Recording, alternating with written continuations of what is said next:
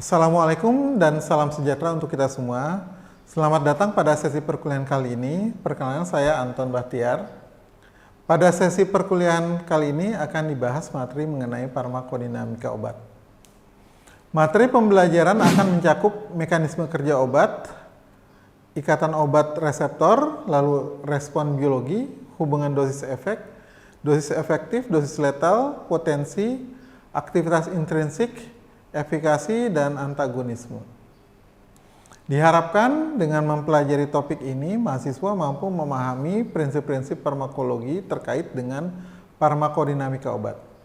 Jika pada sesi sebelumnya diketahui bahwa farmakokinetik merupakan respon tubuh terhadap obat yang diberikan, pada farmakodinamik mempelajari efek biokimia, fisiologi obat dalam tubuh, termasuk mekanisme kerja obat.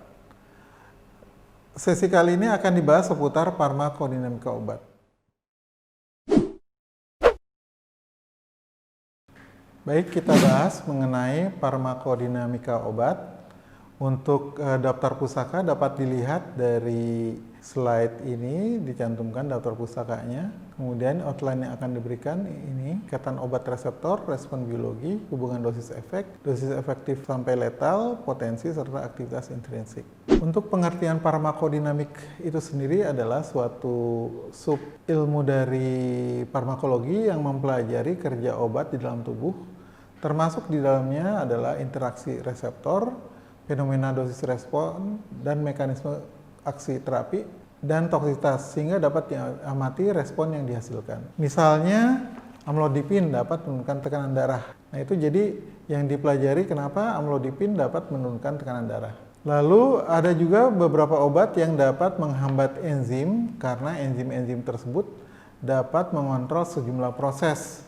Di antaranya adalah obat-obat golongan ACE inhibitor, di mana obat ACE inhibitor ini akan menghambat enzim angiotensin converting enzyme yang akan mengubah angiotensin 1 menjadi angiotensin 2, sehingga di sini hasil akhirnya adalah terjadinya penurunan tekanan darah. Kemudian ada beberapa obat terikat pada protein. Kemudian untuk bisa bekerja ada beberapa obat yang bekerja dengan menghambat enzim. Contohnya adalah ACE inhibitor. Di sini ACE inhibitor adalah menginhibisi angiotensin converting enzyme yang mengubah angiotensin 1 menjadi angiotensin 2. Nah, angiotensin 2 ini menyebabkan peningkatan tekanan darah.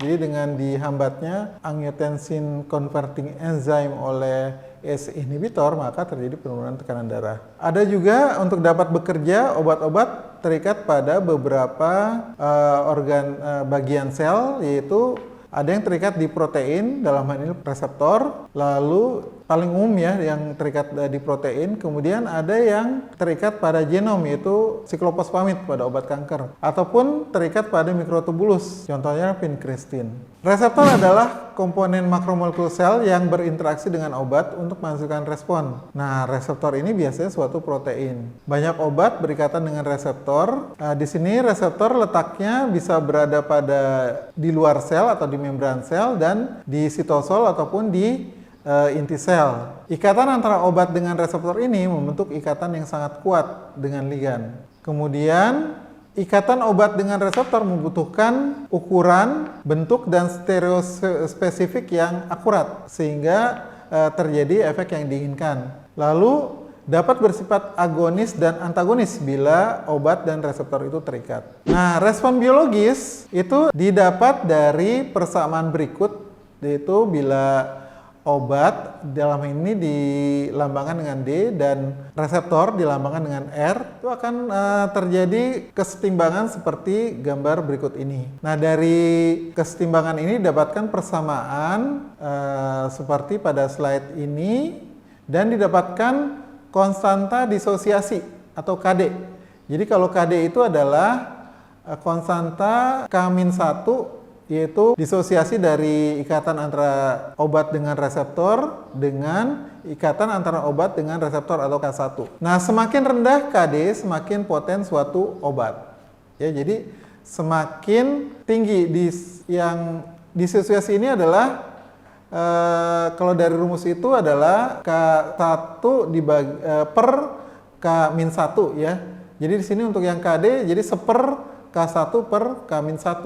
Jadi semakin rendah persamaan ini maka obatnya akan semakin poten. Nah, hubungan antara dosis dan efek dapat diperlihatkan dari kurva respon dengan log dosis seperti ini, dapat terlihat seperti di gambar. Jadi dengan semakin meningkatnya dosis seharusnya didapatkan efek yang semakin meningkat, tapi pada akhirnya akan terjadi efek yang maksimal. Setelah didapat efek maksimal, maka penambahan dosis tidak akan meningkatkan efek. Pada kurva log dosis ini, dosis kecil menggambarkan kalau efeknya juga kecil, tapi bila dosisnya terlalu kecil, maka efeknya akan nol. Sedangkan dari kurva sigmoid ini, peningkatan dosis dapat meningkatkan efek. Kemudian setelah dosis maksimum tercapai akan menyebabkan dosis toksik dan akan berlanjut menjadi dosis yang letal. Jadi dari kurva ini semakin ke kanan, setelah dosis maksimum didapat maka akan terjadi dosis toksik dan dosis letal. Dari kurva log dosis itu juga bisa didapatkan indeks terapi.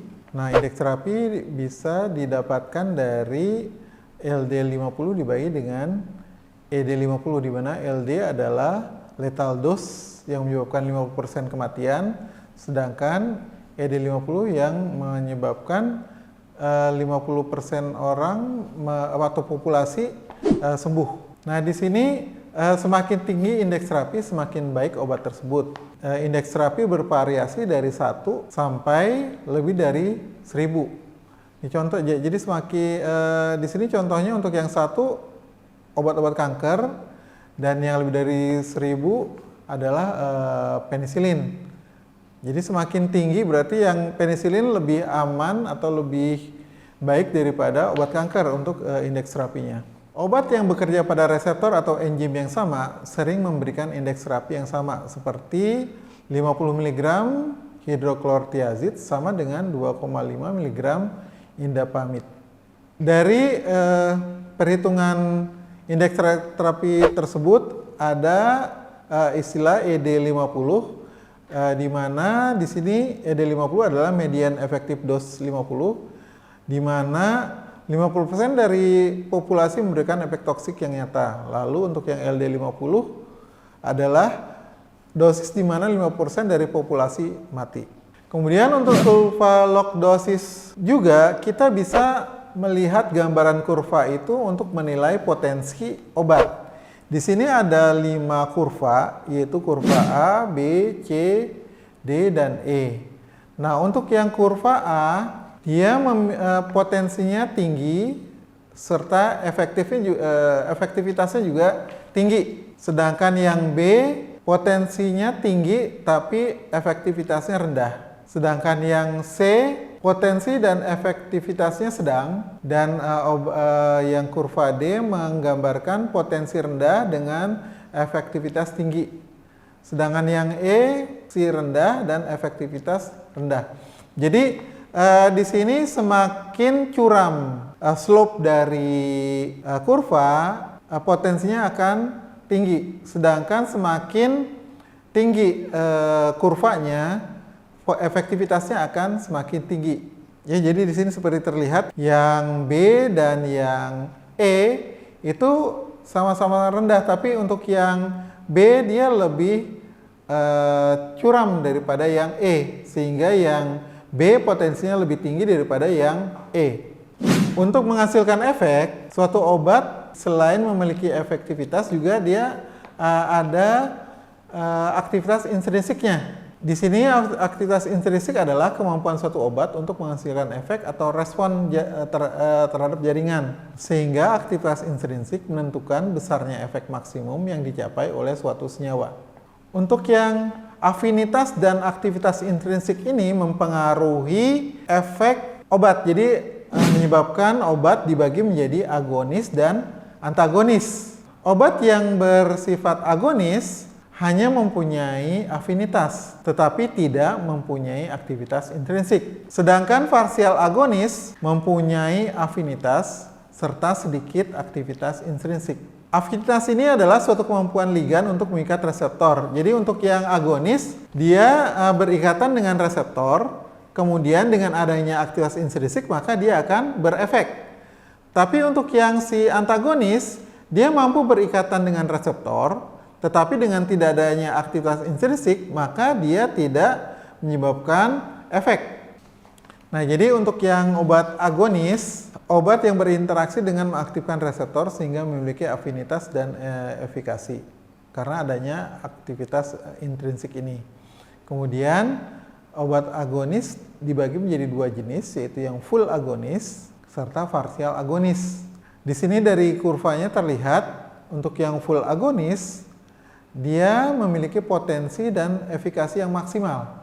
Sedangkan pada yang partial agonis efikasinya kurang maksimal. Jadi karena kurvanya lebih ke kanan, potensinya lebih rendah, juga kurvanya menjadi lebih rendah. Artinya efikasinya juga akan lebih rendah. Kemudian untuk yang obat bersifat antagonis, obat ini berinteraksi dengan reseptor tetapi tidak mengubah reseptor, sehingga antagonis adalah obat yang memiliki afinitas tetapi tidak mempunyai efikasi. Ya karena tadi tidak memiliki aktivitas intrinsik ini. Nah, antagonis ini memiliki dua jenis obat, yaitu kompetitif dan yang non-kompetitif. Untuk yang kompetitif, obat golongan antagonis ini akan terikat sama dengan agonis. Jadi dia akan menghambat efek dari agonis pada tingkat reseptor. Sedangkan pada untuk yang non-kompetitif, dia menghambat agonis di tempat yang berbeda, sehingga tadi kurvanya akan berbeda seperti ini.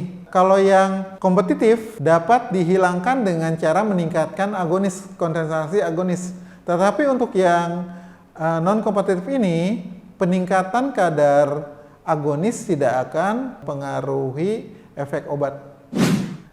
Demikianlah materi perkuliahan di sesi keempat ini. Setelah sesi ini diharapkan mahasiswa mampu memahami prinsip-prinsip farmakologi terkait dengan farmakodinamika obat. Selain itu, mahasiswa juga diharapkan dapat memahami mekanisme kerja obat, ikatan obat reseptor, respon biologi, hubungan dosis efek, dosis efektif, dosis letal, potensi, aktivitas intrinsik, efikasi, serta antagonisme. Pada pertemuan berikutnya kita akan memasuki materi tentang target obat. Terima kasih atas perhatian selama perkuliahan sesi keempat ini. Sampai bertemu lagi di sesi berikutnya. Salam sejahtera untuk kita semua. Assalamualaikum warahmatullahi wabarakatuh.